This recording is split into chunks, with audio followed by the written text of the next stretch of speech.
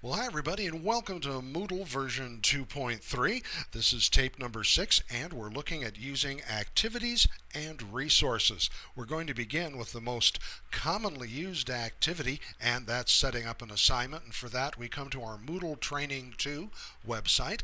We're going to come to the upper right-hand corner and turn our editing on.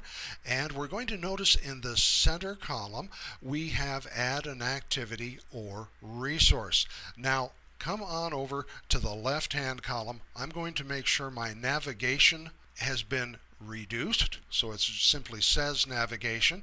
And here in settings, we see activity chooser.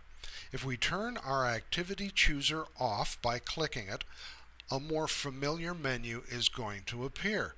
Let's use the drop down and add an activity, and we see assignment. And if you stop and think, there used to be 4 options under assignment, so that's new. Let's come back to the left hand column, turn the activity chooser off, and we go back to add an activity or resource. When we click that, I kind of like this, and this is a personal choice. At the top we have activities, in the center we have a scroll bar, so I'm going to scroll down, and here at the bottom we have resources such as book, file, folder, etc.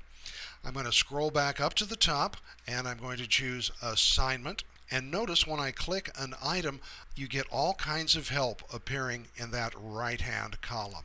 Let's choose add. We're going to add an assignment. It's going to want a name, and I'm just going to put in lesson. It's going to want a description, and I am going to cut and paste some information I have.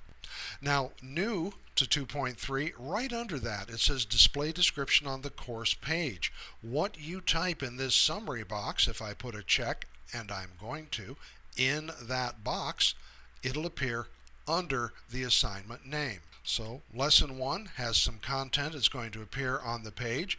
Again, we can choose the dates of access, or by removing the checks from the box, take that feature away. Do we want to always show the description? Do we want to prevent a late submission? Now remember, this is an offline assignment we're creating for our first sample, so that doesn't really matter. There's no material submitted to Moodle. Students submit the click button. We're going to talk about that in multiple assignments. You don't need to have that unless you're going to have multiple reloads. Now these two are kind of interesting. Notify graders about submissions and notify graders about late submissions. Who's ever going to be doing the grading, I'm going to change both of those to no. You're going to get an email every time somebody submits something unless you turn those to no. Let's come down. Online text. Well, this is if you want them to do their text online. We're just going to say no. Do we want them to do a file submission? Well, this is an offline assignment. They're going to come and read a paper, so I'm going to set that to no. Submission comments does not apply because you're not turning in material. Feedback settings also applies to material you turn in. Grades, we can go from at the very bottom using the drop down from 1 all the way up to 300 points. That's up 50 from the last time, and we have different scales as well as no grade. I'm going to leave this at 100 points. Simple direct grading is the method to choose. You can establish a marking guide or a rubric that you build and you create. That'll be in our advanced grading set of tutorials. For now, we recommend using simple direct grading. The grade category, well, that's exactly what it's always been. The categories you create.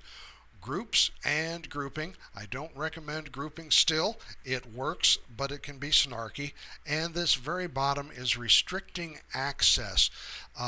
This is a whole pedagogical discussion, and I'm going to leave that to the course designers.